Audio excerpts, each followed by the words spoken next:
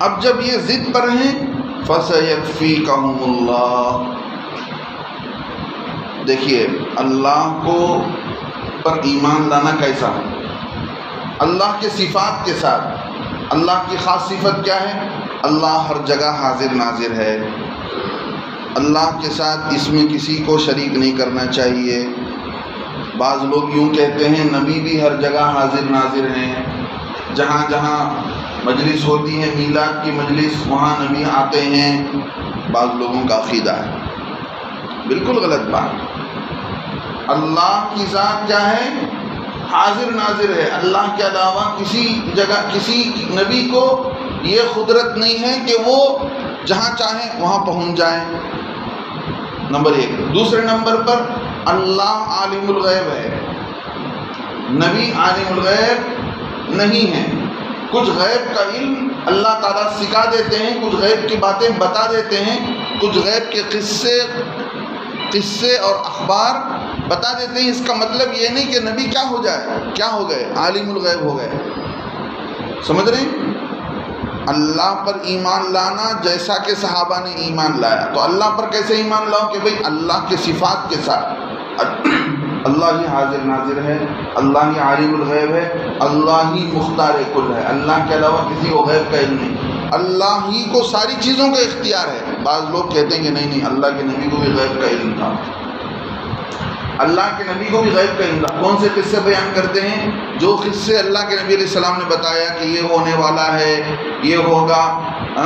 جیسے بدر کے میدان میں اللہ کے نبی علیہ السلام نے صحابہ کو کھڑ کے فرمایا تھا یہاں عتبہ مرے گا، یہاں شیبہ مرے گا، یہاں اس کی لاش پڑے گی۔ یہ باتیں حضرت جبرائیل علیہ السلام کے ذریعے سے اللہ کے نبی کو بتائی گئی تھی۔ اس کا مطلب یہ نہیں کہ نبی کو غیب کا علم تھا۔ خود اللہ کے نبی فرماتے ہیں کہ مجھے کچھ نہیں جانتا ہوں، جو اللہ کی طرف سے بتایا جاتا ہے میں وہ بتاتا ہوں۔ کئی جگہ قرآن کے اندر صاف بتلایا گیا کہ اللہ کی ذات ہی عالم الغیب ہے، اللہ کی نبی عالم الغیب نہیں ہے۔ لیکن بعض لوگ یوں کہتے ہیں کہ بھئی نبی عالم الغیب ہیں، جو نہیں مانے گا نعوذ باللہ وہ مسلمان نہیں۔ اتنی ہٹ گرمی ہے ان لوگوں کے اندر، ان کو کیا جا کر سمجھائیں ہم؟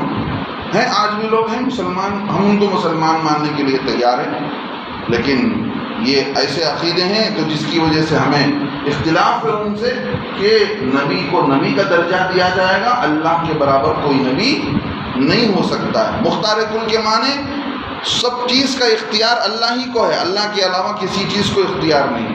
کسی کو بچہ دینا، کسی کی موت لینا، کسی کو کچھ لینا دینا، کسی کے ساتھ کیا کرنا ہے، اس کا اختیار کس کو ہے؟ اللہ ہی کو ہے، اللہ کے علاوہ کسی کو نہیں ہے۔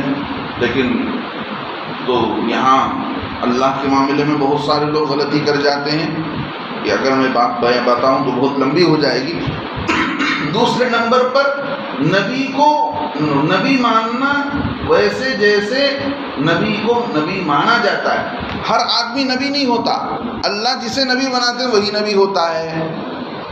تو کچھ لوگوں نے کیا کیا، انگریز کے زمانے میں ایک آدمی کو نبی بنا لیا، انگریز نے ایک کو جھوٹا نبی بنایا۔ پنجاب کے اندر غلام محمد قادیانی کو اس نے نبوت کا دعویٰ کیا۔ وہ کہنے لگا کہ دیکھو نبی صلی اللہ علیہ وسلم تو چلے گئے، وہی نبی ہیں، لیکن ان کے بعد میں ان کا سایہ ہوں، میں ان کا سایہ ہوں، وہ اصل ہیں، میں ان کا چھاؤں ہوں۔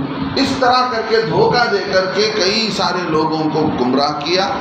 آج بھی وہ لوگ دنیا بھر میں جاتے ہیں، ان کی گمراہ کرتے ہیں، لوگوں کو کہتے ہیں کہ بھئی غلام محمد قادیانی، مرزا غلام محمد قادیانی بھی نبی ہے، نعوذ باللہ جھوٹا ہے۔ اللہ کے نبی علیہ السلام نے فرمایا میرے بعد 30 آدمی ایسے ہوں گے جو نبوت کا جھوٹا دعویٰ کریں گے، جھوٹا دعویٰ کریں گے۔ آج بھی قرآن پلے اسٹور کے اندر ان کا قرآن ہے، ان کا ترجمہ قرآن ہے، ان کا قرآن ہے، اور جو ہے کوئمبتور کے اندر، بعض چنئی کے اندر انہوں نے مسجد بنا رکھی ہے اپنی مسجد کے نام پر، حالانکہ اس کو ہم مسجد نہیں کہیں گے۔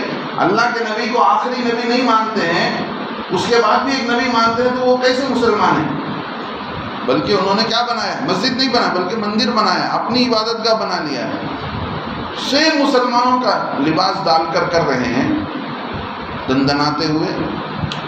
پاکستان کے اندر ایک بڑی جماعت ان کی موجود ہے، لیکن بہت کوششوں کے بعد، بہت قربانیوں کے بعد وہاں کی پارلیمنٹ نے یہ پاس کیا کہ دیکھو یہ لوگ مسلمان نہیں ہیں، ان کو وہاں پر کوئی حق نہیں دیا جاتا. لہذا باہر سے پیسہ آتا ہے ان لوگوں کو، پورے دنیا میں پرچار کرتے ہیں، لوگوں کو گمراہ کرتے ہیں، گویا کہ اسلام سے ہٹا کر مشرک بناتے ہیں.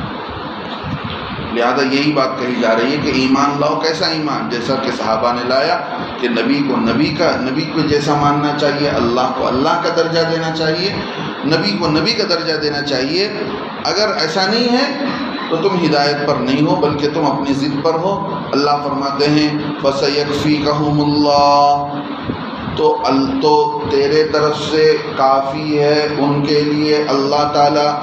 اے نبی صلی اللہ علیہ وسلم، آپ نے بتلا دیا، سب کچھ کر دیا، تو آپ کا کام ہو گیا، تو آپ کی طرف سے اللہ ان کے لیے کافی ہے. اللہ دیکھ لیں گے کیا کرنا ہے، اللہ نمٹ لیں گے کہ کیا کرنا ہے، اللہ کو معلوم ہے کہ کیا کرنا چاہیے. وَسَيَكْفِيكَهُمُ اللَّهُ وَهُوَ السَّمِيعُ الْعَلِيمُ، اور وہی ذات سنتی بھی ہے اور علیم جاننے والی بھی ہے. لہذا آپ کو فکر کرنے کی ضرورت ہے. فَسَيَكْفِيكَهُمُ اللَّهُ، یہ اس کی ایک چھوٹی سی تاریخ ہے.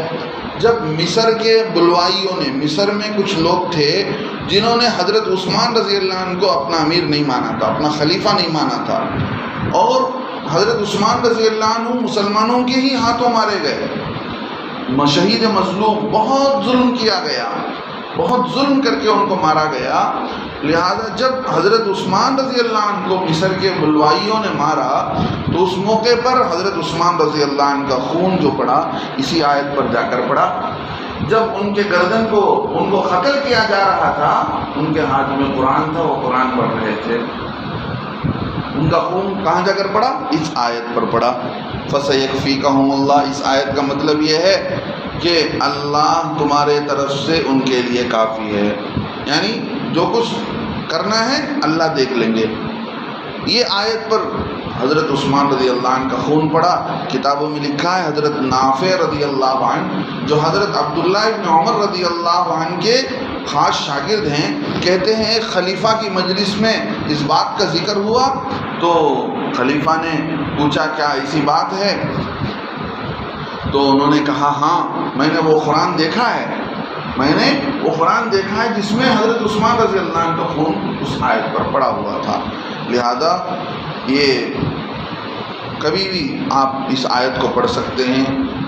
کوئی بھی آپ پر ظلم ہو رہا ہے آپ اس کو اللہ کے حوالے کر سکتے ہیں. فَسَيَكْفِيكَهُمُ اللَّهُ. اب آخری آیت یہ ہے، اس زمانے کے نصارہ کیا کرتے تھے، جو آدمی عیسائی بنتا اس کو جو ہے پیلا پانی، پیلے کلر کا پانی کے اندر پیلے کلر کا کچھ پاؤڈر ڈالتے تھے، اس آدمی کو اس میں ڈبوتے تھے اور کہتے تھے کہ اب یہ پکا عیسائی بن گیا ہے، اب یہ پکا عیسائی بن گیا ہے.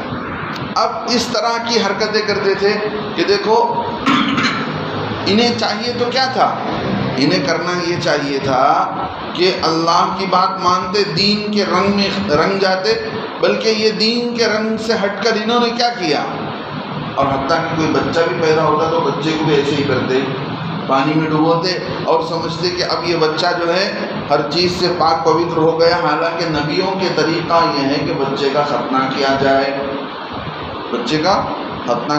اور ہمارے دین کے اندر عقیقہ ہوتا ہے. لہذا بچے کو پانی میں غوطہ دیتے تھے اور سمجھتے تھے کہ یہ ہمارا اصلی رنگ ہے.